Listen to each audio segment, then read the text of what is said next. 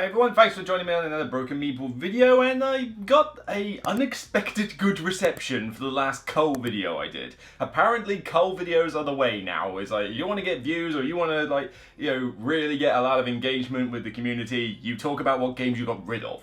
Apparently this is a new thing, I don't know, but like I say, not gonna knock it. I've been getting rid of games quite often in general as I've gone through, because obviously now I've got the collection to a point where it's kind of one goes in, one goes out if I can't fit it somewhere, so I've got to be a little bit careful. And so I figured, alright, fine, you want to hear about the games I'm getting rid of and why? Then I'm going to start doing that. And last time I did a collection of about 4 or 5 that I got rid of, but I figured, I want to go into a bit more detail into each of these games. Not too much, I still want these videos to be short, but, so you can absorb them nice and quick. But I'm just going to do one at a time. So each time I get rid of a game, even if I do a bundle at once, I'm going to do one video per game. So, yeah, big one today, Carcassonne. Aquatica has now taken its spot.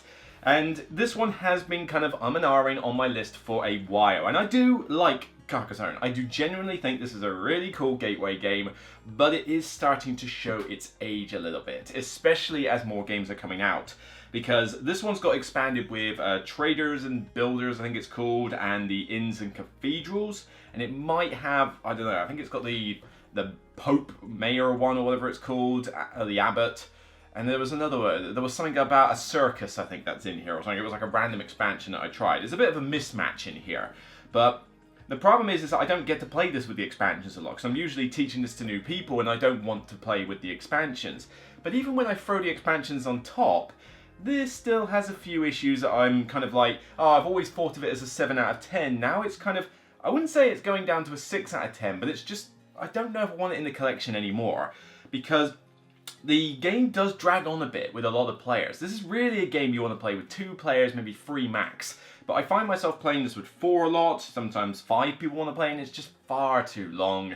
Just sitting there with a tile, just waiting for your turn to come around. It's like, I already know where I'm going, could you just hurry up and think about your tile? And this is with the house rule, that you draw a tile at the end of your turn. Seriously, if you don't play with that house rule in Carcassonne, I'm not playing Carcassonne. No way am I going to wait until your turn starts before you start thinking about what tile you want to put down.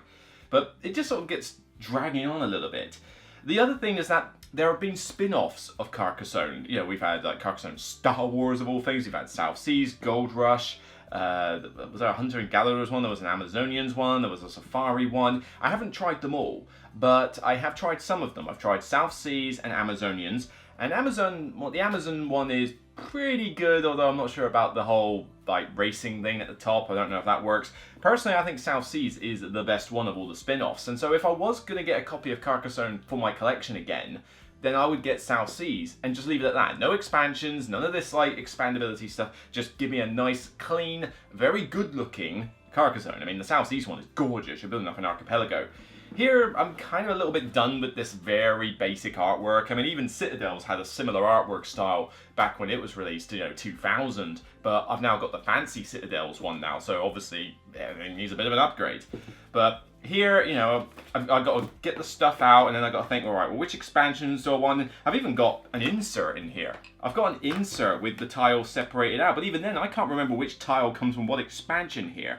And if we said, are we going to play with the traders and builders, or the sheep and circus ones, is that? Yeah, I got wolf and the sheep in here. I don't even remember what it does. I've played it so rarely. So whoever gets this is going to get a pretty decent bargain, to be honest. They're going to get Carcassonne with several expansions here, but I'm just kind of done with Carcassonne. I think other tile laying games are more interesting. I mean, I like the idea of building up the map from scratch, but, Barren Park as a tile-laying sort of Tetris game I much prefer. And of course, there's also one other game that's really kind of been like, I don't know, and I haven't got it next to me, so give me a second, I'll go fetch it.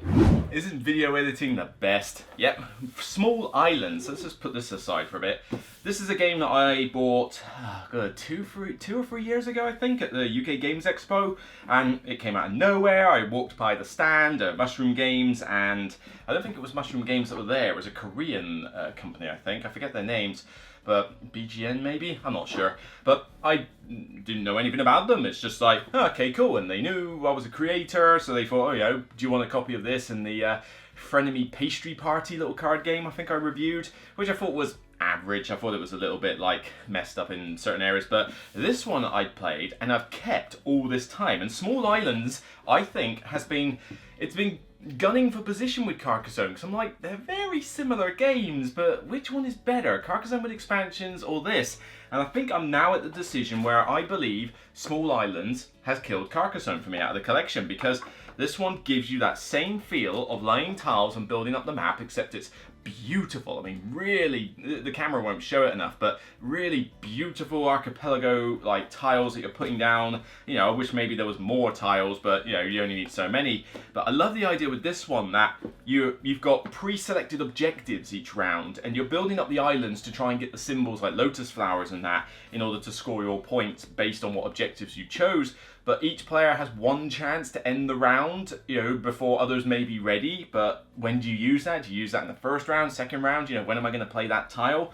I just think this one's got a little bit more depth to it, but it's still about as complex as a typical game of Carcassonne, maybe slightly more. It's even got a good solo mode in it where you can go up against a sort of an AI that's building the map in such a way, you know, it's got a proper autonomous system, and you can tailor the difficulty. And it sort of acts different ways. And it's like, you know what? This is a complete package of a simple game of, you know, what is effectively a good Carcassonne equivalent. And you can even play this, I think, on Board Game Arena at the moment. I think it's being released officially. Either that or it's in beta, or it's one of the two. But give it a try on Board Game Arena and see what you think. But I think Lucky Duck Games might even be reprinting this at some point. So you might even be able to get hold of a physical copy. But that's the deal.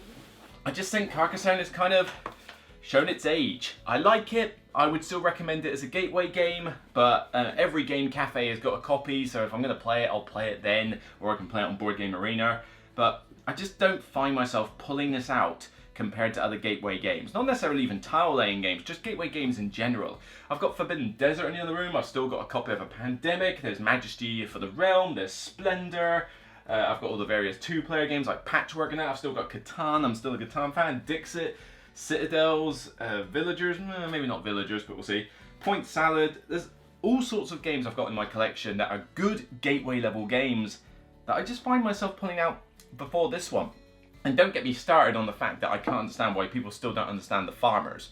The farmers are, okay, they're a little fiddly, but they're not the most complicated rule in the world. But like I say, when I play Carcassonne with new players, they really don't get how farmers work, and I'm getting sick and tired of having to explain it all the time. So, you know, Carcassonne, still a good game, but it's no longer worthy of the collection, so Lord knows how I'm going to get rid of this one with all these expansions in it. I don't think this will be suitable for the cafe, because they've already got a nice swanky copy. This is showing its age, shall we say. It's a little bit worn on the box, it's had some plays. And as I say, there's 4 or 5 expansions in there, so I can't give this to a brand new player. They're going to have to sort of learn it as they go. And what do I have in here? I've got, let's see, there's normal Carcassonne. That's normal Carcassonne. So I've got, what have we got here? We have got Traders and Builders, we've got Inns and Cathedrals, we've got Hills and Sheep, and Under the Big Top. So all of those are in this copy. Oh well, hopefully somebody else will have a good use for it. It's done the job. I like it. It's a good game, just not worthy of the collection. So that's it for me. I'll see you on the next culling video, because I've got several of these to do now. Remember, as always, it's only a game. Take care, and I'll see you soon.